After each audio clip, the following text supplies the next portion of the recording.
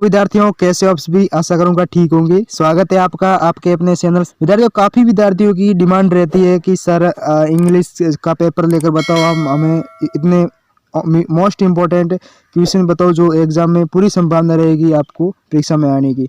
तो ज़्यादातर विद्यार्थियों ये बात कहना चाहूँगा कि आपसे कि ज़्यादातर अंग्रेजी में हमेशा ग्रामर पूछी जाती है। बाकी आपके पैसेज है वो आप कर लेते हो, और बाकी स्टोरी है और पैसेज वगैरह वो आप याद कर लेना, ठीक है। बाकी सब जो भी आपका मैटर होगा वह सब ग्रामर का होगा। तो मैं इस वीडियो में आपका सारा डाउट क्लियर कर दूंगा, ग्रामर के बारे में एक भी डाउट नहीं रहेगा। इतने मोस्ट क्वेश्चन है आपके, मोस्ट इंपॉर्टेंट, जो पूरी संभावना रहेगी इससे मिले जुले या फिर ऐसे पर्सन या इससे मिले जुले पर्सन आपकी परीक्षा में आने की पूरी संभावना रहेगी। अगर आपने ये याद कर लिया, इस पैटर्न को समझ लिया जो मैं आज बताऊंगा आपको, तो आपको कोई नहीं रोक सकता अच्छे अंकों के साथ पास होने में अंग्रेजी में। आपका इंग्लिश का डाउट बिल्कुल क्लियर हो जाएगा। बस आपसे उम्मीद करूंगा कि वीडियो को लास्ट तक देखना होगा तो ही आपको समझ में आएगा, नहीं तो फिर आप कुछ भी पल्ले नहीं पड़ने वाला आपके, अगर आप आधा अधूरा बीच में छोड़ दोगे। तो बस अगर चैनल पर नए हो तो चैनल को सब्सक्राइब कर लेना, ताकि और भी इस सब्जेक्ट की आपकी तैयारी करवाई जाएगी इसी चैनल पर शानदार तरीके से। देखो, हमारा उद्देश्य होता है आपको याद दिलवाना, याद करवाना, ठीक है, ना कि आपको बताना।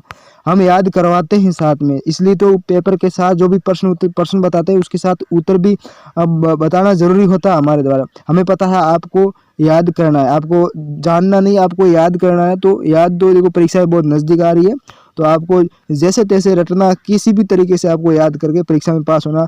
फिर आपको याद रहे या न रहे उससे कोई मतलब नहीं, लेकिन परीक्षा तक आपको याद होना जरूरी है। तो हमारा बस उद्देश्य ये है कि आपको याद हो जाए, परीक्षा तक आप अच्छे अंकों के साथ पास हो जाओ, ठीक है। तो शुरू करूँगा, वीडियो को लास्ट तक देखना होगा तो ही समझ में आएगा। और चैनल पर अगर नए हो तो चैनल को सब्सक्राइब जरूर कर देना, और बीच में भी आपसे बातें करते रहेंगे। और शुरू करता हूँ आपको। देखो, जो आपका मार्क्स है वो शायद 80 का होने वाला है, और समय 2.5 घंटा होगा।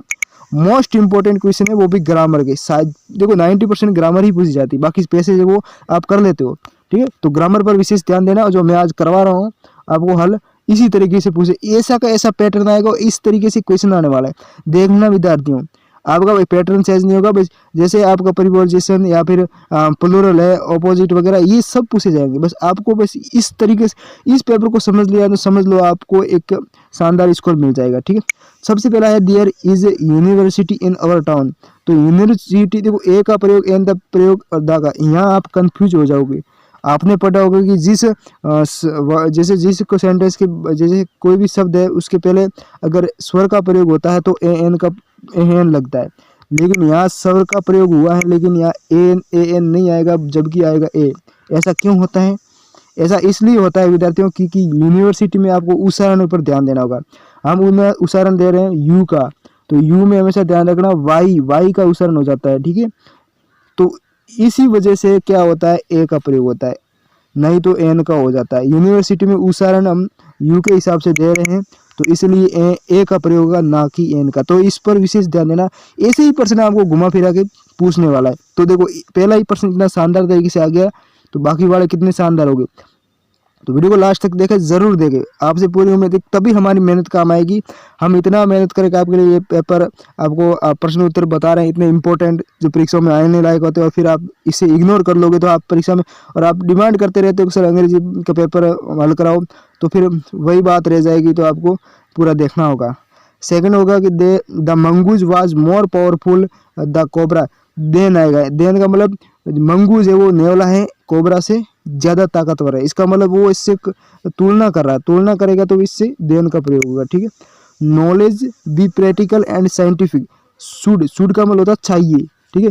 तो ज्ञान को प्रैक्टिकली और वैज्ञानिक तरीके से, प्रयोगात्मक और वैज्ञानिक तरीके से प्राप्त करना चाहिए। तो चाहिए का मतलब, शुड का मतलब चाहिए, तो यहाँ आएगा आपके शुड आएगा। नेक्स्ट है, which of the following is not related to computer. जो कंप्यूटर से संबंधित कौन सा इसमें से जो शब्द नहीं है। इनपुट है, कंप्यूटर में इनपुट आउट भी होता है, मेमोरीज भी होता है, लेकिन इंजन नहीं होता। इंजन का संबंध वाहन से होता है। Which of the underline letter as a different sound. तो इसमें से कौन सा शब्द है जो डिफरेंट आवाज देता है, जैसे स्नैक, टेबल, मैग, यानी इसमें एक ही मात्रा आ रही है, जबकि हार्ड में आ की मात्रा आई है, ठीक है। तो हार्ड आ की मात्रा। The meaning of the word path. Path का अंग्रेजी में इसका अर्थ क्या होगा? मतलब समानार्थी शब्द बोलते हैं ना, इसी तरीके से पाथ का होगा रेन, यानी बरसात, एक तरीके का बरसात होगी।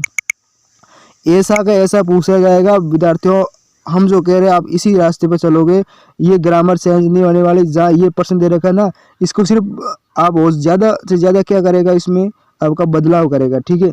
मान लो कि यहाँ यूनिवर्सिटी दे रखा है ना, तो यूनिवर्सिटी से के कोई और शब्द दे रहेगा कि इसके आगे क्या आएगा, तो इसी तरीके से।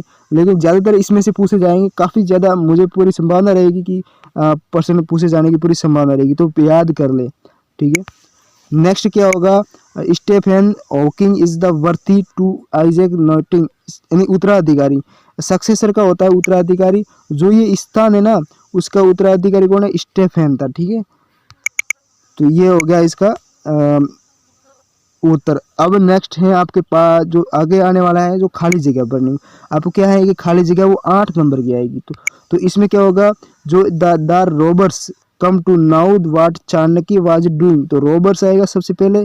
दे decided to take away money blanket from his house, they could it was moon light night, so that were afraid in the moonlight everything inside could be clearly। याद कर ले, जो भी ये खाली जगह दे रखी है ना विद्यार्थियों, इसे सही तरीके से आप याद कर लेना, ठीक है। जो भी रोबर्स, उसके बाद ब्लैंकेट, नाइट्स, इनसाइड, ठीक है। तो इस तरीके से आपका 12% मोस्ट इंपॉर्टेंट रहने वाला है, देख सकते हैं आप। Write the plural, plural words तो आएगा ही। काऊ का प्लूरल क्या होता है, काउज, एस लगेगा, ठीक है। इनेमी का क्या होगा, इनेमीज होगा। हमेशा देख रहे हो, अगर एम के आगे स्वर होता है, देखो वाई है ना दे रखा ना इनेमी विद्यार्थियों, अगर वाई से पहले ए होता, स्वर होता ना, तो आई ई एस का प्रयोग नहीं लगता। लेकिन यहाँ व्यंजन है तो व्यंजन का इतना प्रभाव नहीं रहता, तो वाई हट जाएगा और उसकी जगह आई ई एस लगेगा, समझ गए ना, ठीक है। इसके बाद write the missing letter in the following words, जो खाली जगह में जो वर्ड जो मिसिंग है उसको बना। पेरेंट्स में आप देख सकते हो PARENTS होता है। एजुकेशन की मीनिंग में आप समझते हैं यू और ए का इसमें मिस है।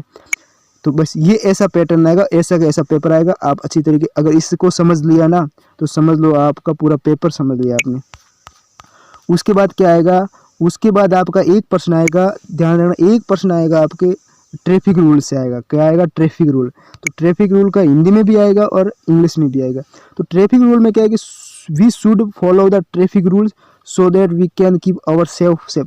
अगर हम ट्रैफिक रूल का क्या करते हैं, उसे ट्रैफिक जो नियम होते हैं, यातायात के नियम, उनको अगर सही तरीके से पालन करते हैं तो हमारा जीवन वो बच सकता है, सुरक्षित रहता है, समझ गए ना। हमारा जीवन क्या है, ताकि, सो दैट का अर्थ होता है ताकि, समझ गए ना कुछ। अगर हम ट्रैफिक रूल का सही तरीके से पालन करते हैं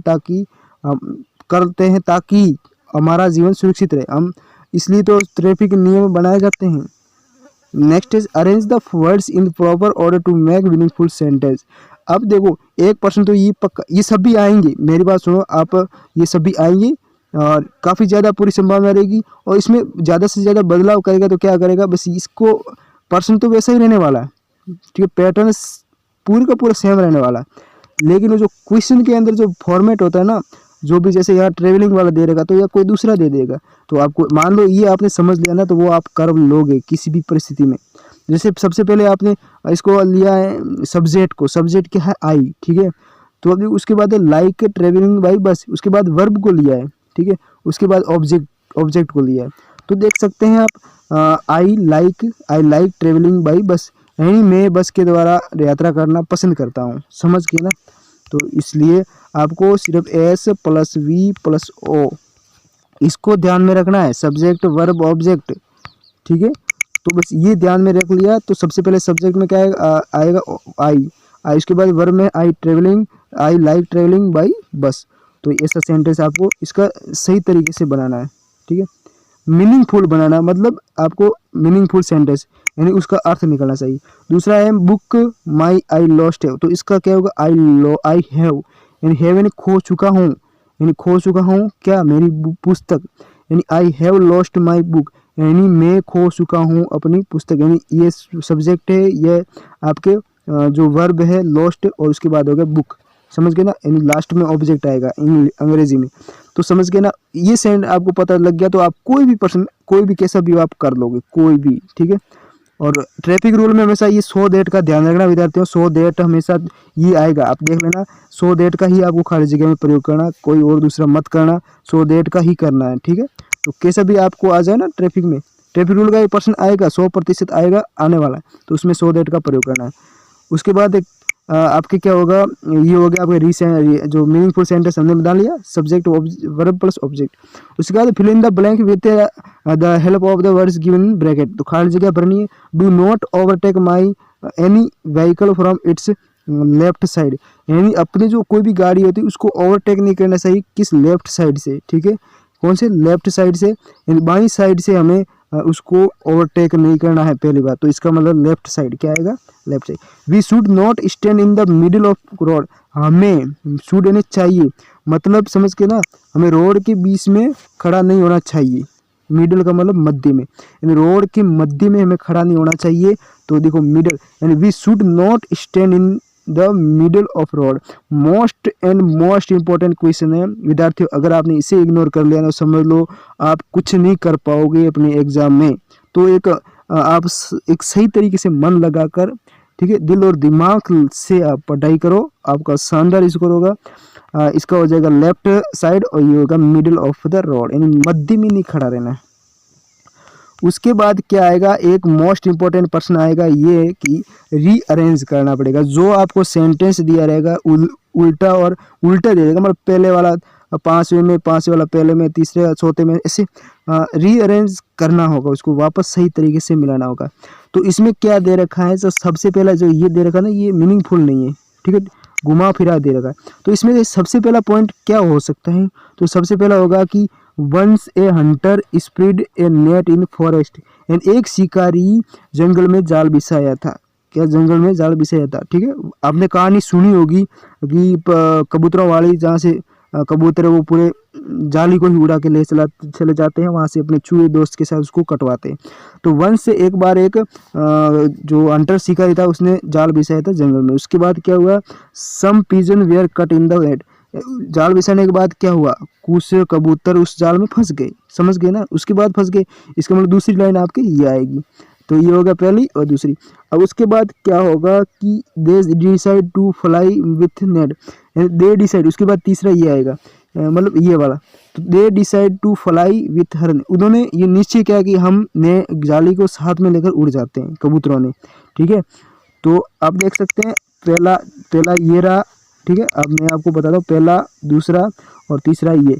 उसके बाद सोता में क्या पूछ रहे हैं कि the pigeon fellow to their friends, the pigeon यानी कबूतर, किसको, ये लास्ट में है सोता, कि कबूतर वो जाली को लेकर अपने दोस्त चूहे के पास चले गए वो उड़कर, ठीक है।